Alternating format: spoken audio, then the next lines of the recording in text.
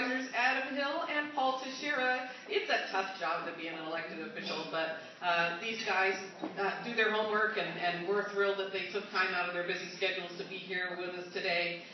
We flipped a coin, and Adam, you're first, so we're going to have Adam speak, and then Paul, and then we'll open it up to questions. So it's all yours.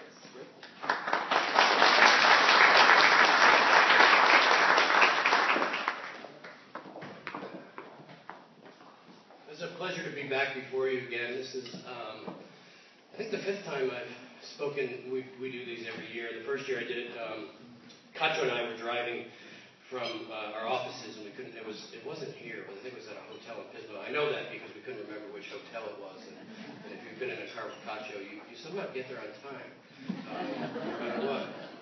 I think I was speech for about 10 minutes. I really do appreciate all the folks in the room. I think I know quite a lot of you. And just a little bit of background. We closed our books yesterday in the county on our budget. This was year 6, I think, in our pain plan. We closed this relative. My first year was a $30+ million deficit. So the $2 million hole that we closed, we were able to do so reasonably without the same kind of pain. Overall, the county's in really good shape. At the same time that we've had to make some cuts, of course, we've been ahead of the curve on all the things that counties need to be, whether it be pension and pay reform. Our county continues to have the 3rd strongest bond rating of all 58 counties in the state. We are a model in many of the things that we've done, and this has gone on for quite a few years. We're a very well managed financial institution, essentially, our county. We've been able to lower our workforce without layoffs by 10%. No layoffs, no live bodies having to look for other jobs. We've been able to do that by working with our associations, our labor groups, be able to see natural attrition and retirements. We've been able to do all the things that we need to do in terms of services. Some services certainly have been impacted, but for the most case, we've been able to take care of our major responsibilities from law enforcement. We've been able to provide all of the services to the cities that we need to do, and that's been good. We've also been able to, I think we have over $100 million in reserves, so we continue to keep that strong. We continue to invest in important infrastructure projects. We will have the Willow Road project paid off coming year, which is a huge success for this part of the county. We are underway, about 25% complete on that project you probably never heard of, the Los Osos Sewer. That's happily, that situation with comedy will be over at some point. And that's moving along, and so we're able to, we've been able to take up the responsibilities from the state on realignment rather well, which is, as you know, basically dealing with the overcrowding of the prisons by releasing people back to the local origins, and our sheriff has done a terrific job with our probation officer and all of our other key law enforcement and even behavioral health people to make sure that we are doing the best we possibly can. Happily, the state's in a situation where they have been continuing to, in the Prop 30 pass, so that guarantees the funding will continue with that. We're seeing in the county itself, meaning all of us, cities and so forth, we have the 3rd lowest unemployment rate in the state. The economic forecasters that we see and that are used in a lot of the economic forecasts, I think there was one just a couple weeks ago up in North County, Beacon Economics shows us that we are in this region, particularly in the Central Coast region, the strongest. We know from looking at some of the situations that have occurred down in Santa Barbara and Monterey, 2 counties that actually have more wealth than we do. They've had a much harder time dealing with the recession, partly because we were able to get ahead of things in the county and make sure that we were able to prioritize correctly, and we were able to work well with our employees, and we feel really good about that. We're seeing real growth in housing. It's up, I think, for the first time. We're seeing property taxes up about 2, maybe a little bit more percent. We're predicting probably a healthy 3% each year. Which seems reasonable, but we're seeing prices are high. Prices are high all over. Prices are high in even the more affordable communities in South County. They're high in Grover. They are going high. The product is low, so we're going to see more building. There's a lot more proposed in urban areas in San Luis City. We're seeing incredible growth that I've been involved with out by our airport in SLO.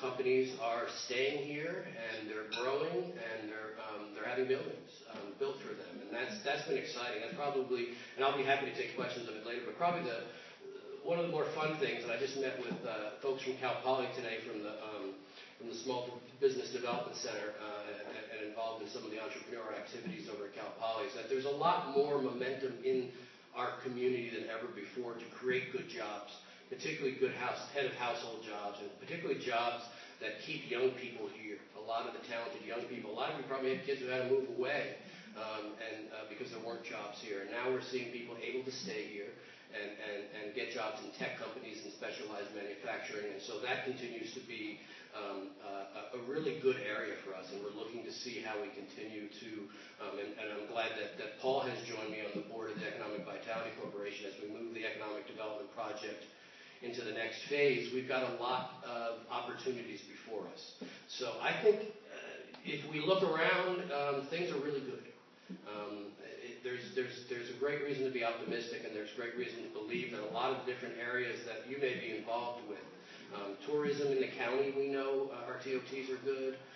As you know, we continue to have events that showcase our area. We just had one, in Avila, the Amgen event, and then all the events that we're familiar with, from the Pismo Car Show to the Savor Festival that's going into its fourth year, I think, this year. So these are things that are continuing to showcase our area for visitors in a way that continues to be a huge benefit for our hotel and restaurant industries. So that continues to boom.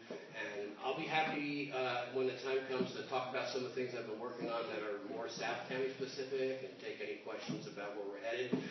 But I think the news is good, and right now there are a lot of good opportunities in our community to work together to improve on some things that a lot of us are involved in. So again, thanks for having me, and I look forward to taking some questions, and I'll turn it over to Paul now.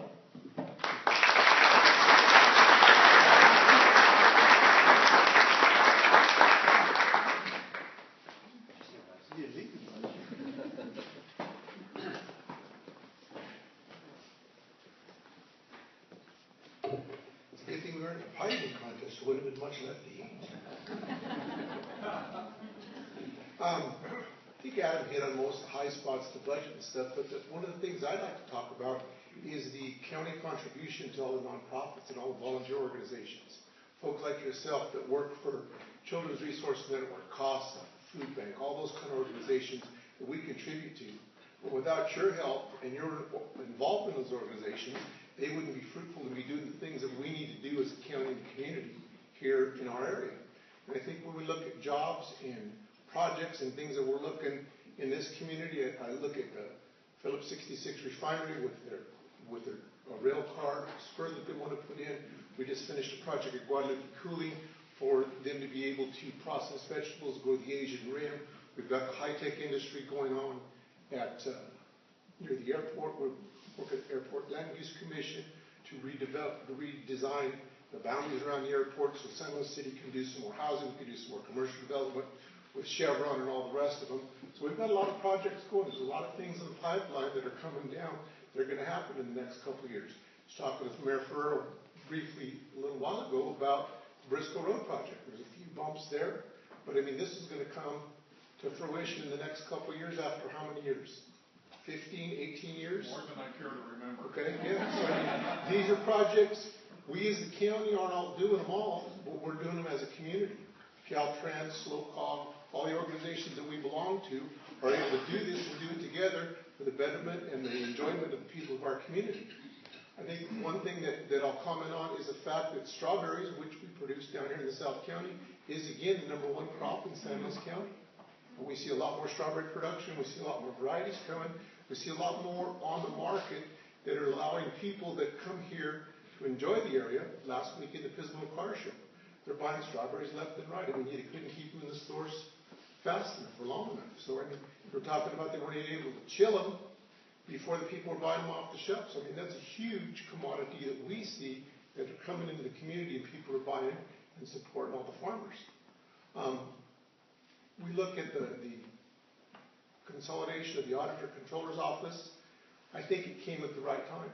We had 2 retirements last year in Frank Freitas and Jerry Savak, both longtime county employees, both very knowledgeable in their jobs. And, you know, enough is enough, and they decided to sign off, leaving staff that are very capable of doing the job. So by combining those two, it's going to make it a more efficient, more streamlined, a better operation for the county and everybody in the county. And hopefully down the road we'll be able to do some more of those and get county government and other governments to streamline it and follow that model. So we're in a good place. Like Adam said, we're headed in the right direction. The economy is good. I talked to colleagues all over the state that I've met since I've been on the job, and they just look at us and go, wow, how do you guys do it? How do you balance your budget? How do you get down to less than, you know, $5 or $10 million in deficit? We're at 2.2 right now. How do you handle your pension trust fund? How do you get public works and roads to do the stuff that they can do with what you've got and not be asking for more money or going out there and say, well, we can't fix this or we can't do that because we don't have the money to do it. And probably a good example of that is this past spring we fixed the Chiquetti Road crossing out on the way to Lopez. Road failed. We got a report from CHP we're going to close the road. Closed it in late January. The neighbors were up in arms because that's one of the main crossings to get out from the Wasn area, people to get into San Luis and get to Rio Grande proper. Well, the problem with that is the fact that the permit process to go through with all the agencies to be able to get it took us about 90 days to get the permit. But we had the funding, we had the reserves, we had the people to do the job, and once we got the permit and permission to do it, it took them about 7 days to fix it. So, I mean, that's the kind of stuff we could still offer the residents and the people of our county and our neighborhoods. Is we're there to help you. We're here to do the job. And we've got the funding to do it. We may not be able to do it in a Cadillac or Mercedes way, but we'll get it done. We'll get the job done. We'll get it fixed for you. Thank you.